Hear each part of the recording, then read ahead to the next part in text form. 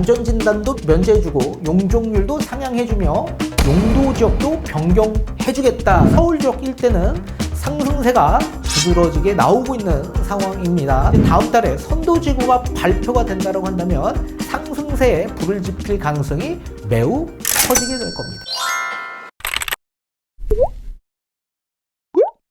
네, 안녕하세요. 반갑습니다. 이경민의 부동산 하이킥의 이경민입니다.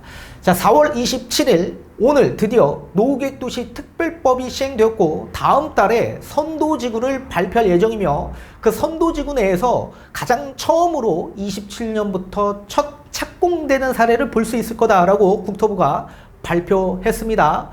자, 지금도 집값이 상승되고 있는 이 과정에서 만약에 다음 달에 선도지구가 발표가 된다고 한다면 집값 상승에 불을 지필 가능성이 매우 커질 것으로 보여지고 있습니다. 이미 저는 2022년도부터 줄곧차게 앞으로 2024년의 부동산 시장은 강남 핵심 지역 대장급 아파트에서 신고가를 속출하면서 집값 상승을 이끌어갈 거다라고 말씀을 해드린 바 있습니다. 그 선도하는 아파트는 재건축 아파트다라고 말씀해드렸죠. 지금 실제로 압구정 현대에서 35평 43억의 신고가가 나오고 있는 상황이고 각 평형마다 신고가가 속출하고 있는 상황입니다. 토지거래 허가구역이 만약에 해제가 된다고 한다면 집값 하락으로 이어질 수 있는 단초가 된다 이렇게 말씀해드렸는데 다행스럽게 지금 토지거래 허가구역이 1년 더 연장된 바 있습니다. 그래서 지금 집값 상승을 지금 강남 재건축 아파트에서 선도하고 있다라고 보여지고 있고 그리고 또 GTX 개발 호재가 있는 그런 지역 일대에서도 집값 상승이 계속 나올 거다. 지금 동탄에서도 그렇게 진행되고 있는 상황입니다. 그리고 또 1기 신도시 특별법 제정으로 인해서 아마도 1기 신도시 내 집값 상승이 이어져 나갈 거다. 지금 분당 지역 일대도 집값 상승이 계속적으로 호가를 고수하면서 이어지고 있는 상황입니다. 앞으로 만약에 선도지구가 발표가 된다고 한다면 더욱더 그 상승 탄력이 짙어질 가능성이 있을 거다. 그리고 강북 지역 일대에서도 뭐 신내동, 중계동, 하계동, 그리고 상계동 뭐 이런 지역 일대들도 있습니다. 그런 지역도 지금 현재 매물량 때문에 급매물이 계속적으로 소화되고 있어서 집값 하락이 계속적으로 진행되고 있지만 만약 선도지구가 발표가 된다고 한다면 그 집값 하락세는 멈춰지고 다시 집값 상승세로 이어져 나갈 수 있을 거다라고 말씀을 해드리고 싶습니다. 자, 국토부의 이 노후계획도시 특별법 발표 자료를 한번 살펴보면서 한국부동산원 통계 지표의 주간 매매가격 지수도 함께 살펴보도록 하겠습니다. 자, 우선 특별법은 노후계획도시의 도시기능을 강화하고 쾌적한 주거환경을 확보하며 미래도시 전환을 위해 안전진단도 면제해주고 용적률도 상향해주며 용도지역도 변경해주는 이런 다양한 혜택을 부여하면서 통합정비를 유도하는 겁니다. 그래서 기존에는 개별마다 재건축을 진행했지만 개별마다가 아니라 통합으로 만약에 진행할 경우에 이렇게 안전진단도 면제해주고 용적률도 상향해주며 용도지역도 변경해주겠다라는 특별법이 만들어지게 된 겁니다. 이 특별법은 이미 2013년 12월 달에 제정이 되었고요. 이 노후계획도시를 정비하고자 하는 지자체는 국토부가 우선적으로 먼저 제시하는 가이드라인인 기본 방침에 따라 노후계획도시별 기본계획을 수립해야 되고 이후에 시장과 군수 등 지정권자가 공간구조 개선계획, 연차별 추진계획 등에 따라 특별정비계획을 수립하고 특별정비구역으로 지정하고 도시정비법 등에 따라 개별법에 따라 사업을 계속적으로 추진하는 그런 계획이 앞으로 세워져 나갈 겁니다. 자, 특별법에 따른 각종 혜택은 특별정비구역에 한해 적용이 됩니다.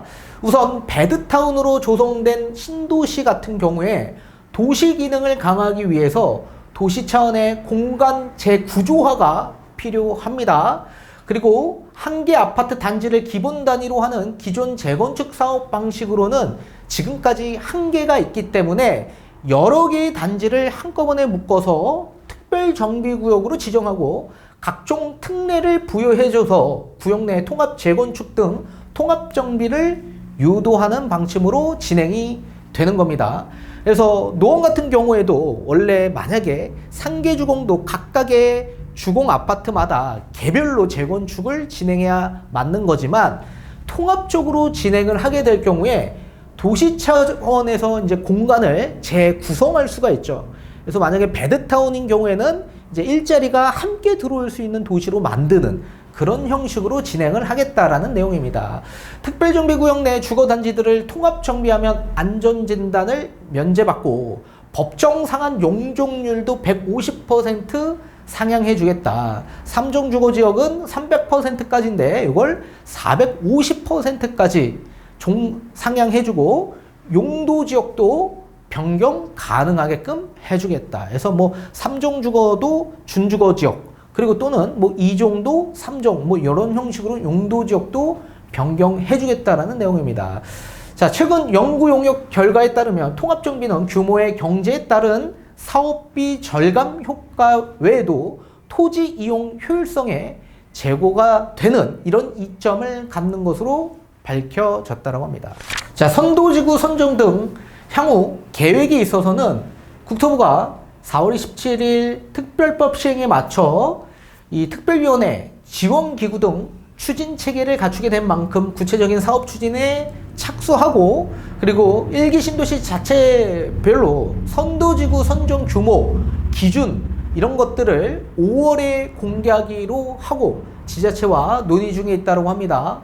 그리고 지역별 주택 공급 여건과 이주 단지 공급 계획 등을 보아 전세시장 불안을 초래하지 않는 범위에서 가능한 다수를 지정하고자 한다고 합니다.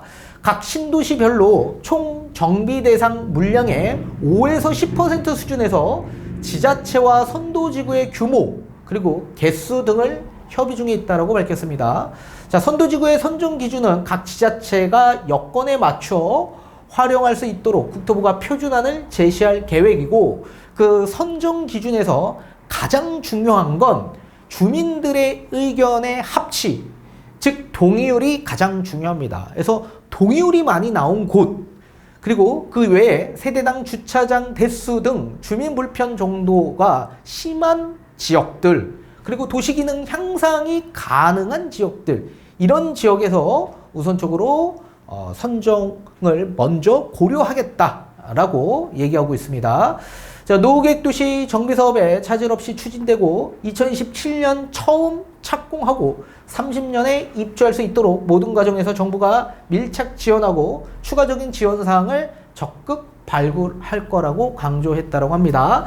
자, 27년 첫 착공이라고 밝혔지만 저는 개인적으로 절대 되지 않을 거다라고 말씀을 해드리고 싶습니다. 27년은 굉장히 어려운 시기라고 저는 개인적으로 보여지고 있고요. 이 시기에 주민들의 의견이 합치되기는 굉장히 어려울 거다. 그리고 그 아파트에서도 재건축이 되기도 어려운데 각 아파트 단지마다 통합 정비를 하게 될 경우에 이해관계가 더욱더 복잡해질 가능성이 매우 커질 거고 분담금에 대한 문제 그리고 공공기여하는 그런 부분에 대한 문제 여러 가지의 문제가 나중에 닥칠 가능성이 매우 커질 거다. 그래서 27년 첫 착공은 굉장히 어려울 수 있다라고 말씀을 해드리고 싶습니다. 어찌됐든 간에 선도지구로 일단 발표가 된다고 한다면 이런 개발에 대한 이슈가 부각되는 거기 때문에 또다시 집값 상승에 영향을 미칠 수 있다고 말씀을 해드리고 싶습니다. 자, 우선 한국부동산원 통계의 주간 아파트 가격을 한번 지수를 보도록 하겠습니다. 자, 우선 전국은 지금 보합 상태입니다. 전주 대비해서 보합 상태고 수도권도 보합입니다. 자, 서울과 인천, 강원, 전북, 경북 지역 일대는 전주 대비 지금 상승으로 전환되거나 상승이 계속 이어져 가고 있는 지역입니다. 뭐 서울 같은 경우에는 지금 계속 한 6주 연속 집값 상승이 계속 이어지고 있는 지역으로 보여지고 있고 그리고 나머지 지역 일대도 하락폭을 축소시키는 그런 지역들이 대부분이었습니다. 자, 그리고 전세 가격은 매매 가격과 조금 달리 지방 지역 일대에서도 상승으로 이어지고 있는 지역들이 많았습니다. 자, 전국도 0.02% 상승을 이어져 가고 있고 수도권도 마찬가지고요. 서울도 계속적인 상승이 나오고 있습니다. 자, 경기, 인천, 부산, 울산, 강원, 전남, 경북 지역 일대가 지금 전세 가격이 지속적으로 상승되고 있는 지역들입니다. 자, 수도권 지역 일대에서도 한번 알아보도록 하겠습니다. 자, 수도권의 주간 매매 가격 지수입니다. 지금 대부분의 지역 일대들이 지금 집값 상승이 이어지고 있는 상황인데 성동구 지역 일대가 전주 대비 지금 0.13% 굉장히 높은 집값 상승이 나오고 있는 상황입니다. 자, 그리고 은평구 지역 일대도 지금 집값 상승이 계속 이어지고 있고 용산 지역 일대도 집값 상승이 크게 이어지고 있는 상황입니다. 자, 그리고 강북, 도봉, 노원 지역 일대는 아직도 하락세죠. 중랑구도 마찬가지고요. 근데 이제 이 하락폭이 축소되고 있는 상황으로 보여주고 있습니다. 자, 그리고 강남 지역 일대도 마찬가지 상승폭이 커지고 있는 상황이고요. 자, 경기 지역 일대는 대부분 지금 물량에 대한 여파, 매도 물량 출회 때문에 지금 계속 급매물이 소화되고 있는 과정으로 보여주고 있습니다.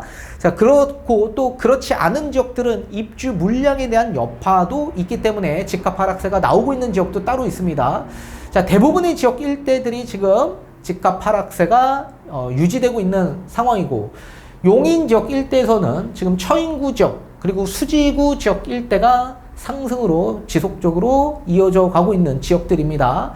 자, 수원 지역 일대도 지금 상승으로 이어져 가고 있고 특히 영통구 지역 일대 그리고 팔달구 지역 일대도 상승으로 진행되고 있는 상황입니다. 자, 그리고 부천, 안산 지역 일대는 지금 집값 하락세가 이어져 가고 있는 상황이고요. 자, 그리고 화성, 오산 지역 일대 집값 상승이 계속 이어져 가고 있는 지역들입니다. 이게 이제 GTX에 대한 개통 이슈 때문에 또 집값 상승이 계속 이어져 가고 있고요. 평택과 남양주 지역 일대는 하락폭이 굉장히 큰 지역들로 분류가 됩니다. 광주 지역도 마찬가지 하락폭이 굉장히 크게 이어져 가고 있습니다. 그래서 입주 물량에 대한 여파 때문에 집값 하락세가 나오고 있는 지역들도 많이 있습니다. 자, 그리고 하남과 구리 지역 일대는 상승으로 계속 이어져 가고 있고 뭐 여주, 김포 지역 일대 그리고 고양시 덕양구는 지속적 상승이 계속 나오고 있는 지역들입니다. 자, 그리고 포천 지역 일대도 지금 집값 상승이 이어져 가고 있습니다. 자, 그리고 인천 지역 일대를 보게 되면 인천 지역도 지금 동구 그리고 남동구 부평구, 계양구, 서구 지역 일대가 상승으로 계속 전환되고 있는 상황이고 중구 지역 일대는 하락폭이 좀 커지고 있는 상황입니다. 이렇게 지금 대부분의 수도권 지역 일대에서도 상승으로 전환된 지역들이 굉장히 많이 있는 상황이고 특히 서울 지역 일대는 상승세가 두드러지게 나오고 있는 상황입니다. 그리고 상승폭이 커지고 있는 상황으로 보여지고 있고 하락폭은 축소되고 있는 상황입니다. 이런 상황에서 이제 다음 달에 선도지구가 발표가 된다고 한다면 상승세에 불을 지필 가능성이 매우 커지게 될 겁니다.